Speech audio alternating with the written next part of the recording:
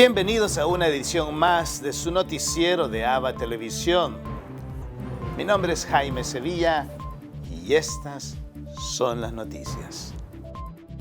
Moneyball pide al Vaticano que tenga más expertos en delitos financieros. Los expertos del Consejo de Europa investigaron en octubre la transparencia de la circulación de dinero en territorio vaticano. Durante la visita, incluso se reunieron con el Papa. Many meetings have been held. During these meetings, the Vatican delegations has strived to communicate the efforts of this unique jurisdiction. Ahora acaban de hacer públicos los resultados en un detallado informe de casi 300 páginas. Ahí, por un lado, elogian que el Vaticano esté aplicando bien las medidas contra el lavado de dinero o su uso para el terrorismo. Por otro, dicen que los fiscales y policías del Vaticano no tienen suficiente formación para afrontar delitos financieros. Propone, por ejemplo, hacer un protocolo para preparar investigaciones y procesos. El informe alerta de la lentitud del sistema judicial y de posibles incompatibilidades de los fiscales y magistrados vaticanos, pues ejercen sus funciones también en Italia. También alerta de la facilidad de que sus empleados de medio y alto nivel abusen del sistema, pues hay poco control interno. Este año fueron condenados 2 exaltos cargos del Banco Vaticano por malversación de fondos y parece inminente la apertura de un proceso por posible malversación y apropiación indebida de fondos reservados de la Secretaría de Estado Vaticana. El Consejo de Europa considera que el resultado global es positivo y por eso seguirá analizando regularmente la transparencia del sistema financiero del Vaticano. El Papa Francisco no acepta la renuncia del cardenal alemán Marx y le dice: gracias por tu coraje. Su Excelencia. Francisco ha querido que se publique el texto integral de esta carta con la que rechaza la renuncia presentada por el cardenal Reinhard Marx como arzobispo de Múnich. En ella se agradece el coraje de asumirse las culpas institucionales de la Iglesia.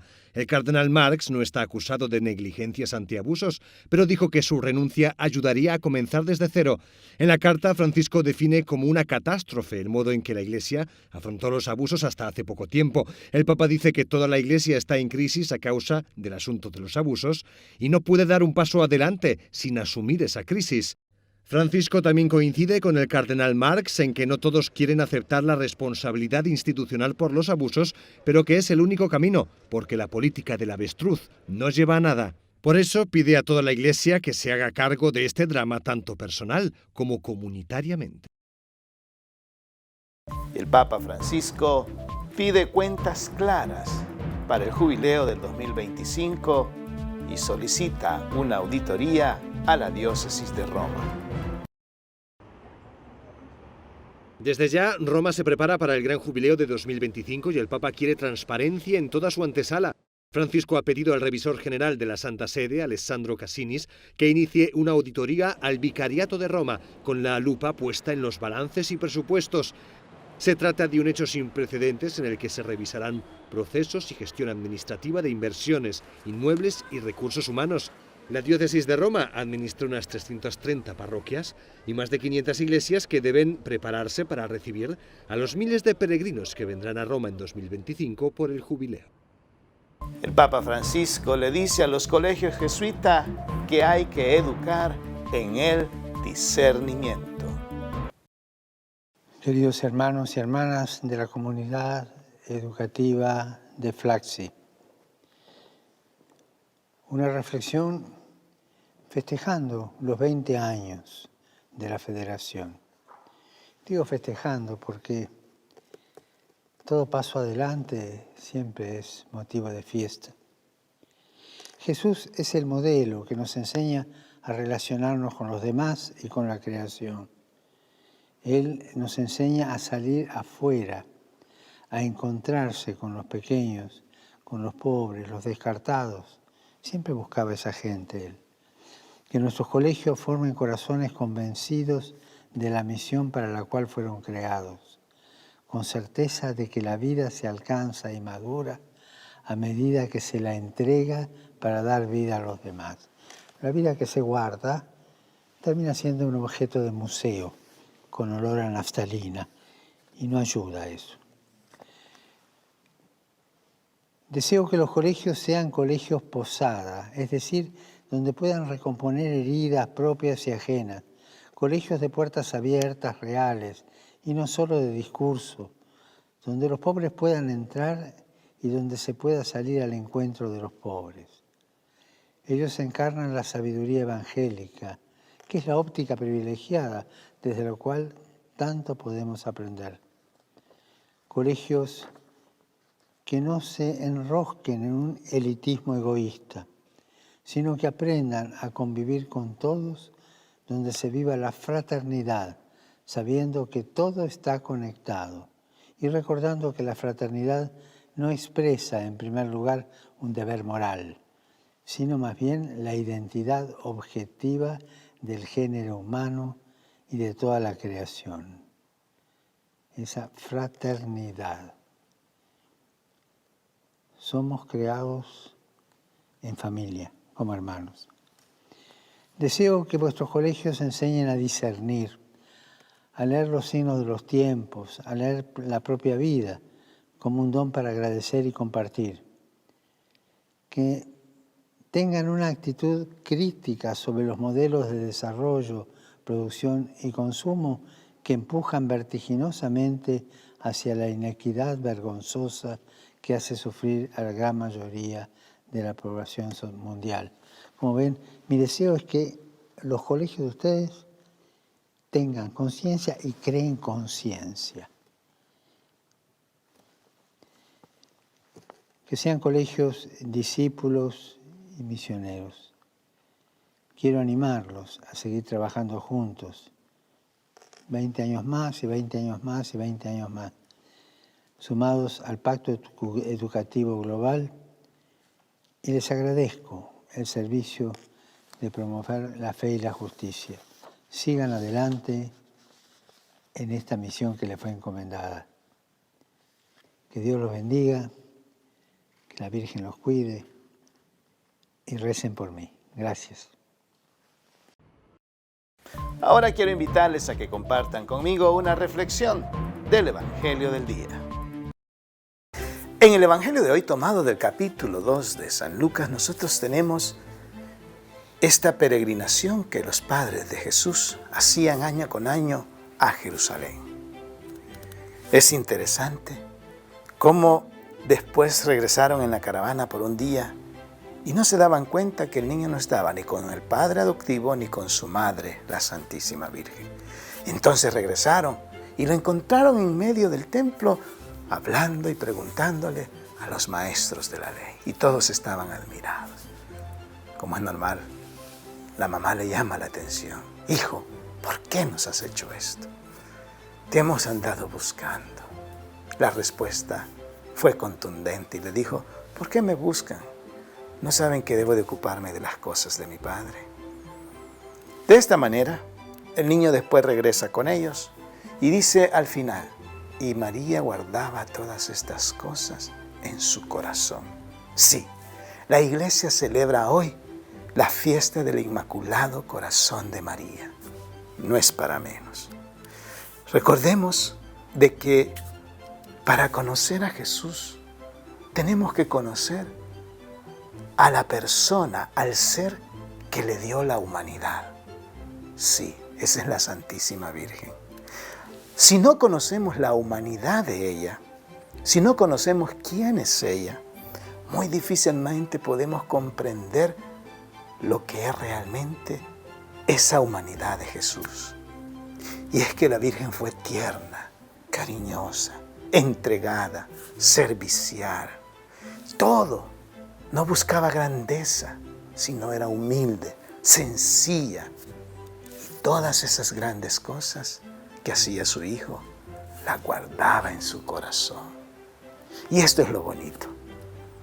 Cuando nos pasen a nosotros cosas maravillosas, ojalá que logremos imitar esta actitud de la Virgen, de no creernos grandes o superiores, sino de guardar esas cosas en lo más profundo de nuestro ser, de nuestro corazón. Recordemos, solo podemos comprender la humanidad de Cristo conociendo la humanidad de su Santísima Madre. Que así sea.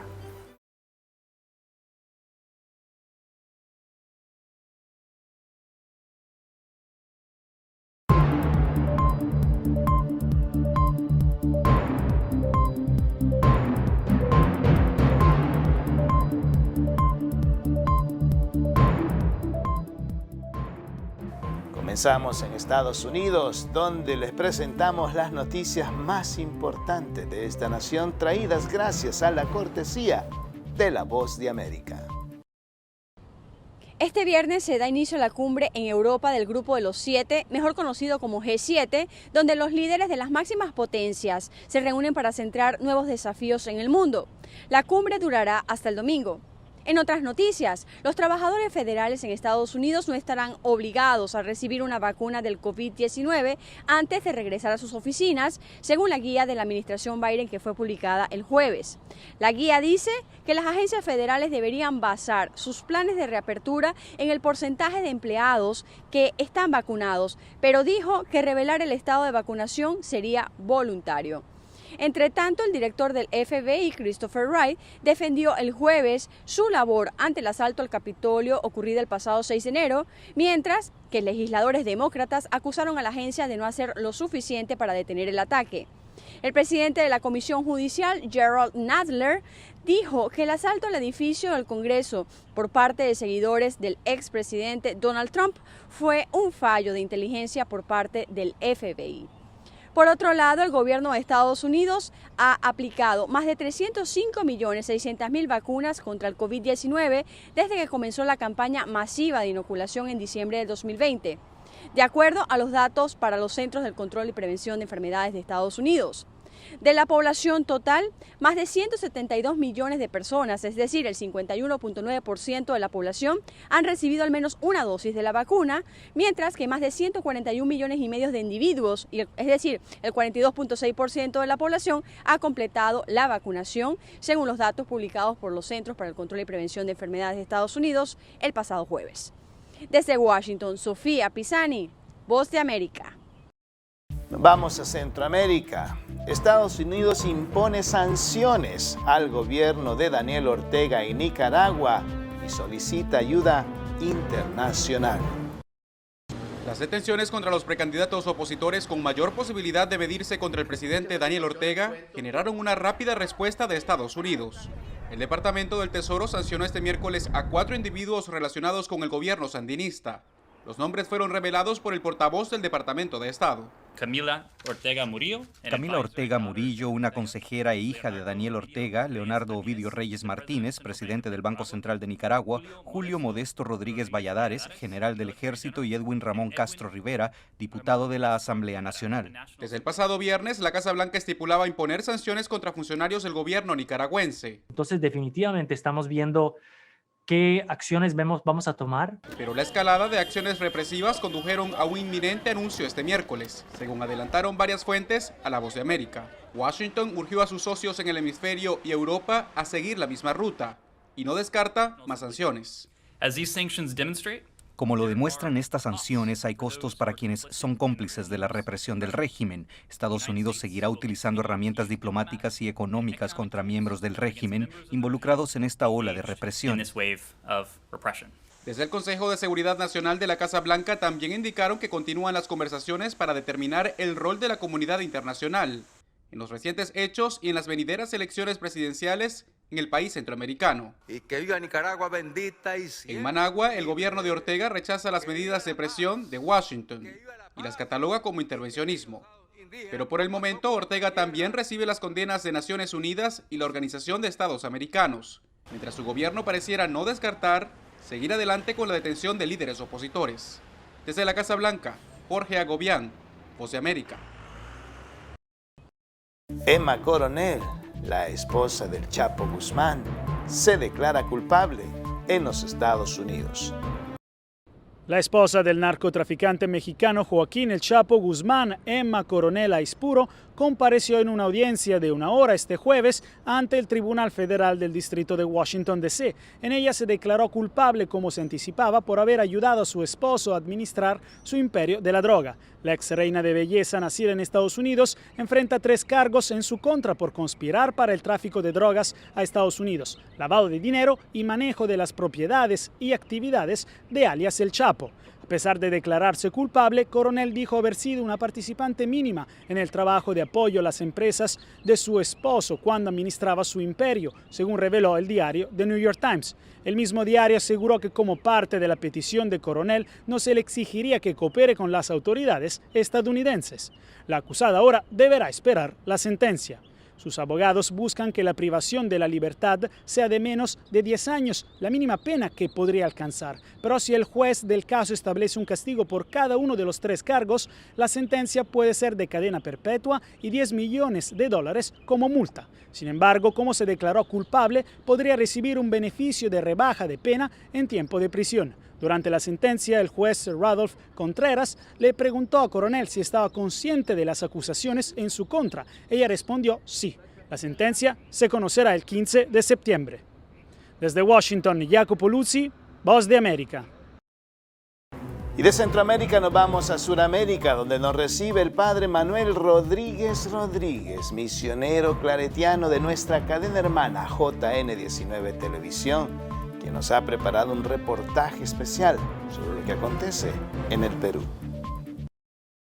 Reporta para la cadena de televisión ABA y JN19 del Perú el padre Manuel Rodríguez Rodríguez, misionero claretiano, desde Lima. Y desde Lima les estoy mostrando el cuadro del Corazón Inmaculado de María, que es la patrona de mi congregación. Nosotros y mis compañeros y yo somos misioneros, hijos del Inmaculado Corazón de María.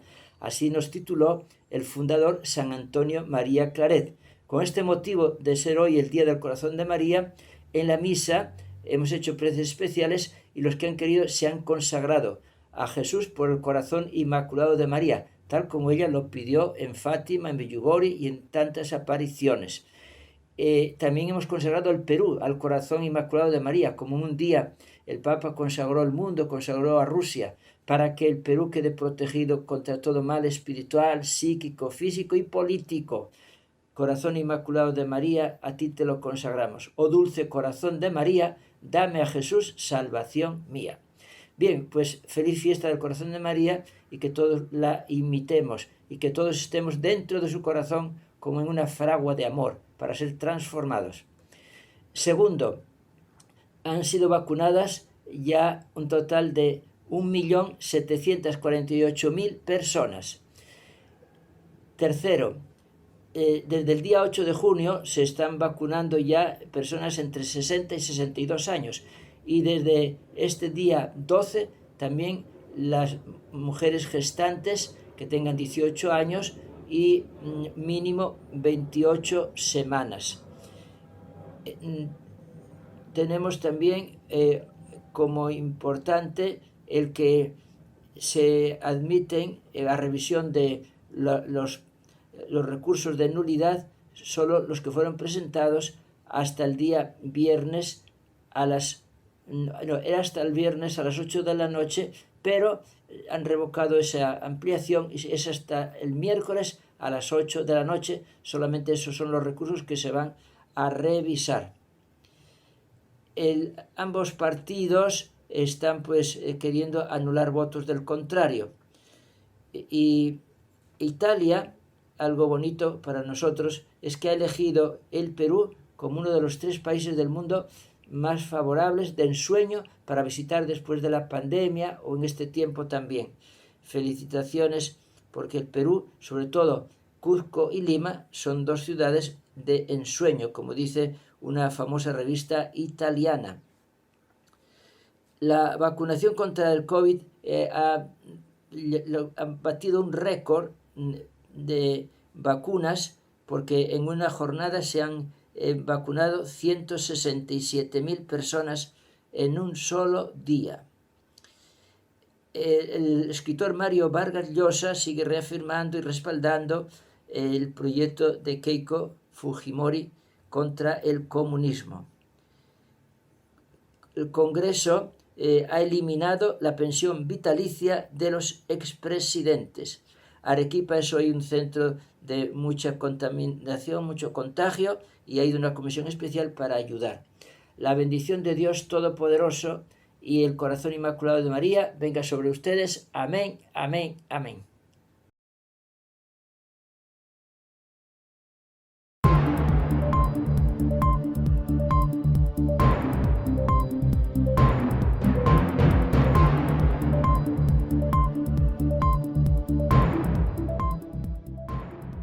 Y el Fondo Monetario Internacional advierte al gobierno de El Salvador sobre los riesgos de adoptar la moneda del Bitcoin.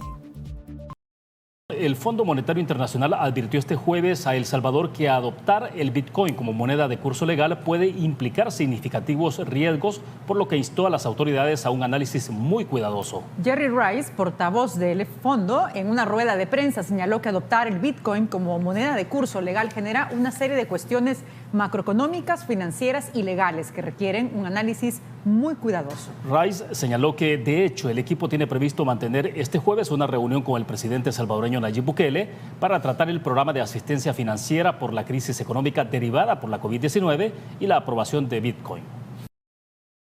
Hoy el Santoral de la Iglesia celebra la fiesta de San Bernabé Apóstol. Conozcamos su historia. Como el mago Elimás se opuso a que le predicaran la palabra de Dios al procónsul romano de la isla de Chipre, Sergio Paulo, los apóstoles Bernabé y Saulo lo reprendieron y en el acto quedó ciego. A la vista de este prodigio, el funcionario romano se convirtió y les dio carta blanca para que continuaran catequizando en todo el país, y en adelante su piedad, ecuanimidad y probidad en la administración fue tal que Saulo tomó su nombre y a partir de ese momento se llamó Pablo. El rumor de este milagro y muchos otros que realizaron en su periplo llegó a oídos de los habitantes de Listra, a donde entraron levantando a un paralítico que salió corriendo para anunciar la llegada de ellos.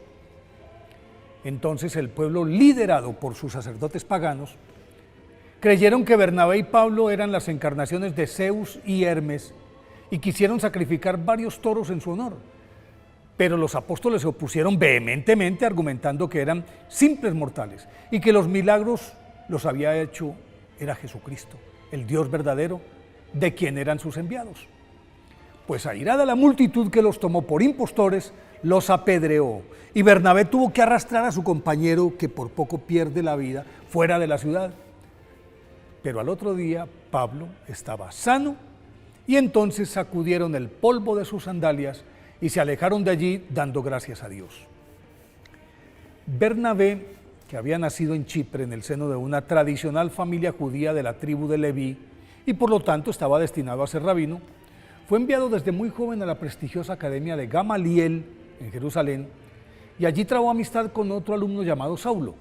Pero los caminos de los dos se bifurcaron, porque mientras el de Tarso, o sea Saulo, se convirtió en judío ortodoxo y perseguidor de los seguidores de Jesús, Bernabé quedó subyugado por las enseñanzas del Salvador en la explanada del templo y se sumó al grupo de los 72 que lo acompañaron en sus 3 años de vida pública.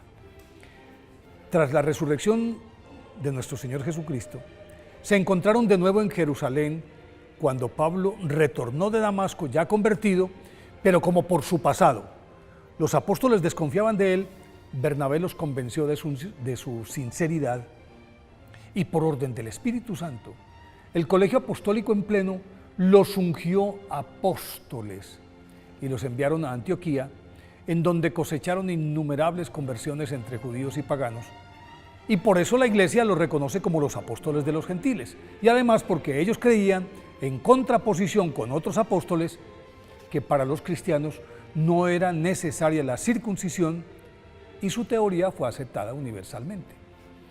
Al cabo de algún tiempo se volvieron a separar, y Pablo partió con Silas al Asia Menor, y Bernabé se fue con su sobrino Marcos, el futuro evangelista, a Chipre, en donde su fecunda labor evangelizadora, que llevó a los pies de Cristo a toda la isla, dejó vacíos los templos paganos y las sinagogas, por lo que surgió un complot en su contra, y a través de una visión Dios le anunció su pronto martirio. Y entonces Bernabé, mansamente, se preparó para ese aciago paso y ordenó a Marcos que se alejara y solo retornara para sepultarlo. En efecto, una turba exacerbada por sus enemigos lo apresaron y en las afueras de la ciudad de Salamina lo lapidaron según la tradición el 11 de junio del año 70.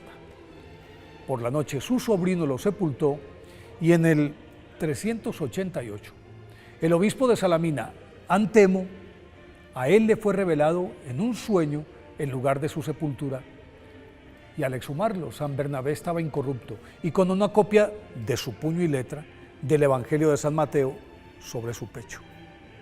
Por eso hoy, día de su festividad, pidámosle al apóstol San Bernabé que nos dé entereza para difundir el Evangelio. Se conmemoró el Día Nacional de la Cultura Vial. Más detalles en la siguiente nota. En el último año, 86 personas han sido víctimas de accidentes de tránsito solo en la carretera a Los Chorros. Algunas causas, la distracción y respeto a las señales de tránsito, inclusive a las autoridades viales. Con el fin de revertir esas estadísticas, el Viceministerio de Transporte, el FONAT, CONACEVI y la PNC instalaron un control para generar conciencia en los conductores. Uno de los principales temas a la hora de tener accidentes que dejan víctimas mortales es precisamente la velocidad, y si nosotros logramos hacer conciencia en la población de que debemos de circular de manera más despacio, en esa medida vamos a poder lograr reducir este tema de los accidentes que en nuestro país es tan complicado. A nivel nacional estamos conmemorando este Día Nacional de la Seguridad y la Cultura Vial. Es en donde se nos hace el llamado a que nos unamos desde los diferentes sectores para poder sumar los esfuerzos y las acciones en tema de seguridad vial, enfocándonos en el punto principal, que es salvaguardar las vidas. El viceministro Saúl Castelar indicó que han identificado los puntos críticos de El Salvador y a la vez han iniciado un plan de señalización y demarcación de pasos peatonales. Hemos hecho una serie de actividades innovadoras en esta zona, como colocar el nivel de velocidad a nivel de señalización horizontal sobre la carretera, y hemos también colocado en esta zona una nueva señalización en la cual vamos a ir indicando el número de víctimas que se tienen en esta zona. Las autoridades le dieron a los conductores una breve charla. Les entregaron arneses y extintores para elevar su seguridad al momento de desplazarse.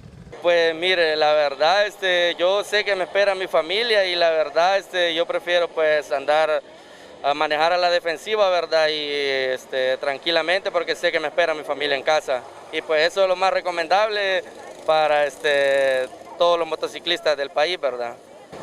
Pues tengo una familia y tengo que regresar a la casa todos los días, ¿verdad? Y también mi vida está en riesgo. Y para finalizar nuestro noticiero, nos vamos con el Papa Francisco a unirnos en oración por su intención del mes de junio, que es sobre la belleza del matrimonio.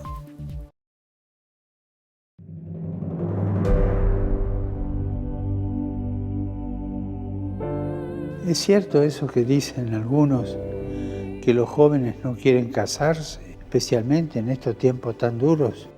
Casarse y compartir la vida es algo hermoso.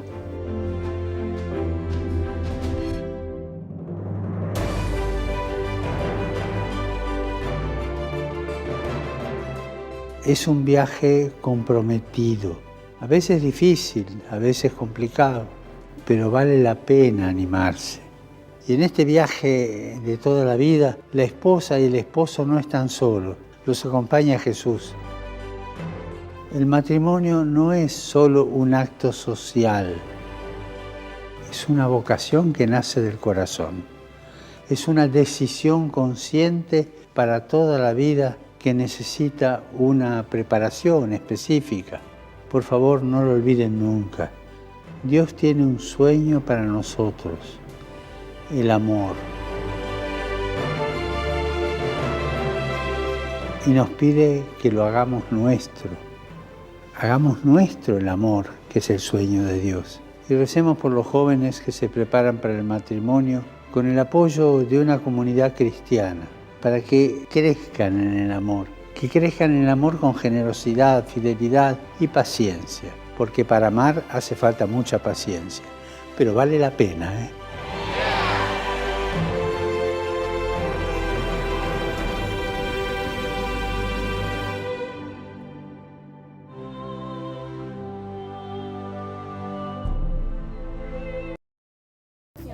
Y así llegamos al final de una edición más de su noticiero de ABA Televisión. Gracias por estar con nosotros.